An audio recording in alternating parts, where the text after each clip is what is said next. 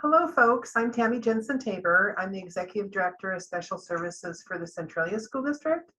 I'm also the Executive Chair for the State Special Ed Advisory Council. And so I'm coming to you today in a video because I'm not available to be with you guys on Friday. I have a little medical appointment, so I can't come to be there with you so that you can ask me questions. But I will say right up front that if after this video and you folks chat and you have questions for me, anybody can give me a call in Centralia, and I know Victoria has my contact information. So what I'm talking about today is recovery services, because I think that although the state is well-intentioned, sometimes when they put out documents, it's really hard to figure out kind of all of this, how to navigate all of this with your school district as a parent. And so let's just talk a little bit about the concept of recovery services, and then I'll talk to you about what it isn't as well, and then how do we go about making those decisions about recovery services. So one thing before I get started is that I always encourage parents to go to OSPI's website, and there is a document there called Washington's Roadmap for Special Ed Recovery Services, and it's the 2021 and beyond. And so this is something that you can print out, and I'm actually going to refer to, I have it right here in my hand, because I want to make sure that I'm giving you exactly the information that OSPI, Office of Superintendent of Public Instruction, is putting out. So I think that just to sort of plain talk recovery services, it really is a way to look at what kids need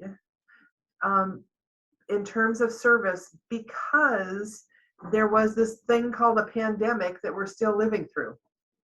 And so what the recovery services have to do with is that ongoing impact of that sometimes people call it interrupted instruction, some say that it's missed instruction. I kind of say it's just was really slow instruction, because there were school districts that even last year were not in person till towards the end of the school year, and some got their kiddos in right away, and so there might be less of an impact because of COVID because of that. But it's a way to look individually at the impact, individually for each student, at the impact that COVID had on them because of this interrupted or impacted delivery of services. So it is designed to address the lack of, and I'm just going to read it, address the lack of appropriate progress on goals.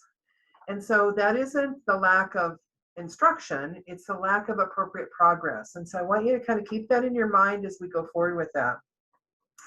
And it's lack of appropriate progress because maybe the instruction was slower because of maybe access for internet, or because somebody in your family got COVID and you were isolated, or you couldn't get to, you couldn't get to the service with your teachers, or maybe the teacher got COVID. So it's all of those impacts, but it's that, so you have to look at progress on the goals, and that's the tricky part. And so recovery services are not what people call compensatory services. Like if you were to file a complaint with OSPI and a judge or somebody said, oh, the school district could have provided reading instruction based on the IEP and they chose not to, therefore the school district must provide compensatory services, meaning that they have to do the stuff that they said they were going to do in the first place. Okay, so recovery is not compensatory. So recovery is also not ESY. So ESY is a very different thing for those of you that have had kiddos that have extended school year on their IEPs. That is that time when we provide those services to keep kids going there. If we don't provide that instruction, then they lose more and it takes them longer to get back those skills, or they're right on the cusp of getting a skill. That's why we make the decision for extended school year. So again, recovery services is not ESY, and it's not compensatory services, although if there was a complaint, compensatory could get wrapped up in recovery, but that's a whole other thing. But what recovery really is a decision made by a team, and you're part of that team as a parent, and really should be part of that team as a parent.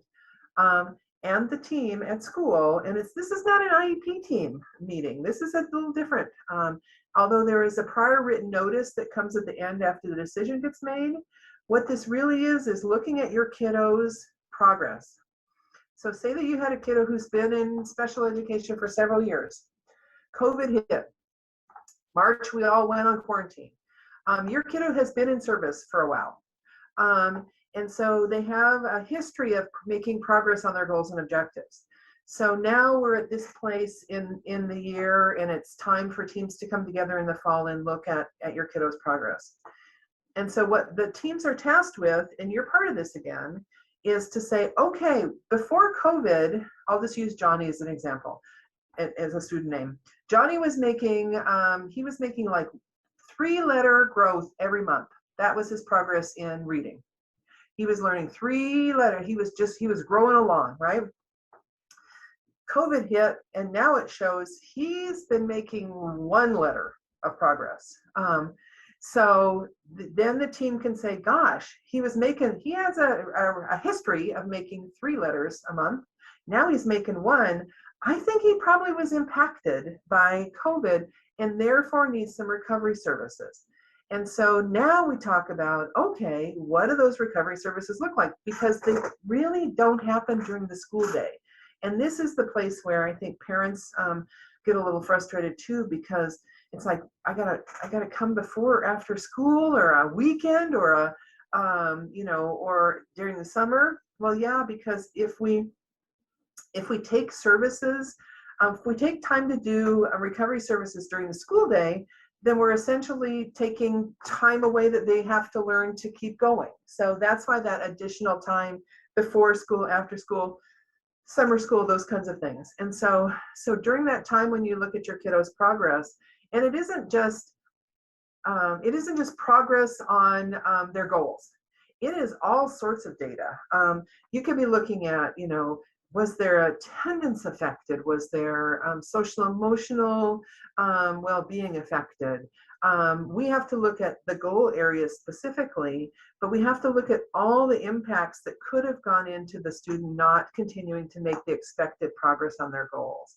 And so as a parent, what your job is to say, do a little homework too, because you're supposed to get progress reports at the same time as every other student gets grades, right, on the goals, is go back and look at your kiddo's progress, and you can suss out how much progress have they been making, so that you're ready as a parent when you come to those meetings to say, gosh, my kiddo was making, he was making 10% growth every month until COVID hit, and now he's making 2% growth.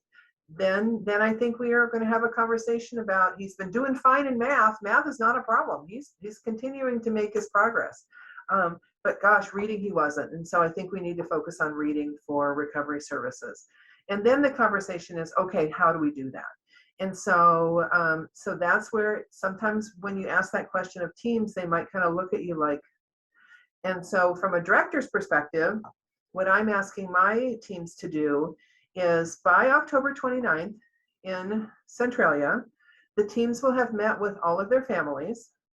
And so if you have an IEP meeting that's naturally happening sometime in September and October, this will all get wrapped up into an IEP meeting. But regardless, meet with your families, look at what the needs are. Then they're going to come back to me and say, Tammy, I have 15 kids that the speech therapist is saying we need some articulation support for. And so then I'm going to say, okay, and then now we're going to figure out how to provide that. And so it might be that my speech therapists say, I'll take Monday and Wednesday after school, and I'll provide articulation support to the kids that need it on Monday and Wednesday after school.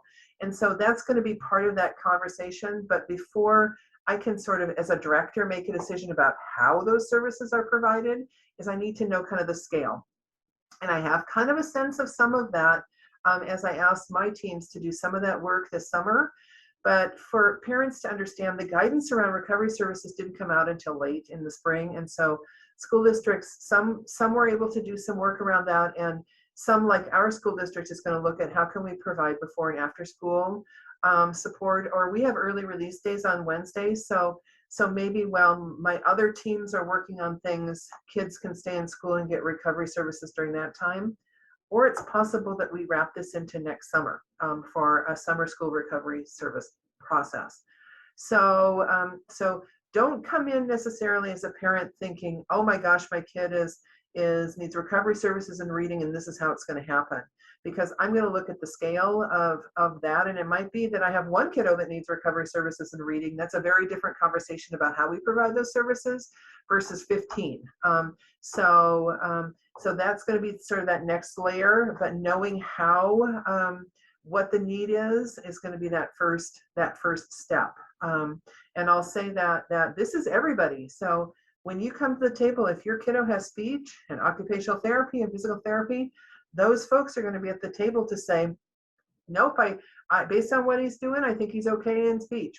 But gosh, the occupational therapist thinks he needs recovery services, and the physical therapist says, based on the data and all the input, I don't think he needs recovery services. So they're going to go goal by goal and service by service, and you need to be part of that conversation along the way during that meeting. And it doesn't necessarily mean that you have to come and sit like in an IEP meeting. You could do this virtually via Zoom. We could do it on the phone.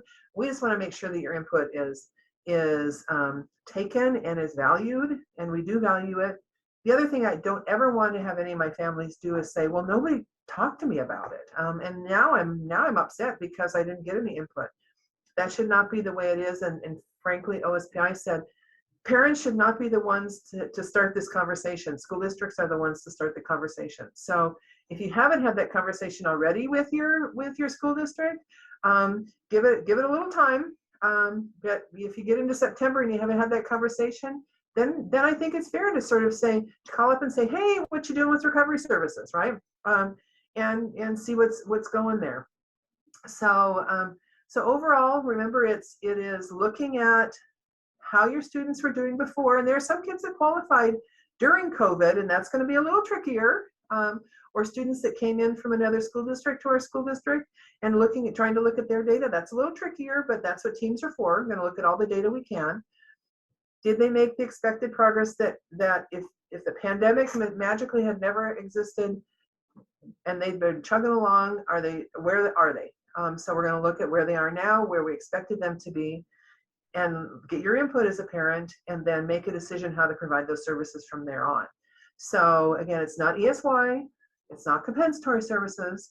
It is really saying, gosh, you didn't make the growth because we had this thing that was interrupted, and now we have to figure out how to provide that service. And it could be next summer. Or for some school districts, it could be before and after school. It could be during those early release times. But the first step is to have that consultation with your families and with the families, so we can get a sense of what we really need to do. So again, don't take my word for it. Go to OSPI's website, pull up the Washington Roadmap for Special Ed Recovery Services, so that you can get a sense of it. And it's an 11-page document, and it's not too hard to read. And we've got to look at all of our kiddos. So just because your kiddo only gets speech, don't think that they're not going to be looking at recovery services. Just because your kiddo's in preschool doesn't mean we aren't looking at recovery services. So, and recovery services is really, did we interrupt the typical progress that your kiddo would have made, and with the interruption was COVID. So again, you certainly can call and ask me questions. Even if you're a family from another school district, I'll answer as best I can and then send you off to your director. I don't need to answer for other directors. You certainly can call them directly. But again, you should be, if you haven't had those conversations, give it a little time, let people get their feet underneath them at the beginning of the school year, because your kiddos, just like our teachers, are going to have to develop a little stamina this September. But we need to get going on this conversation about how we're going to provide those recovery services. And the first step really is getting a sense of what the kiddos' needs are. And some school districts are further ahead, and some districts are just starting out. I'm kind of in the middle in Centralia. We collected some data, but we're going to hit it hard this fall. So again, please give me a call. Tammy Jensen Tabor, Centralia School District. You can call the main line, which is 360-330-7600. And I encourage you to also call your director in your district. But I can't think of anything else about recovery right now. You know, every situation's a little different. But the whole idea is we look at every single goal area for your kiddo and talk about that, what we expected to be the progress and what the progress really was, and was COVID the reason that we think the progress wasn't made. So, so if that makes sense to you, and gives you a place to get started, I hope it does. And all of our special ed directors in the area are willing and able to talk about these. And the cool thing about Lewis County is that the special ed directors meet regularly, and we share ideas about how we're going about collecting the data on recovery services. So I'm expecting that a lot of the processes will look the same for our families across all the different districts. So again, I'm sorry that I can't be with you this coming Friday.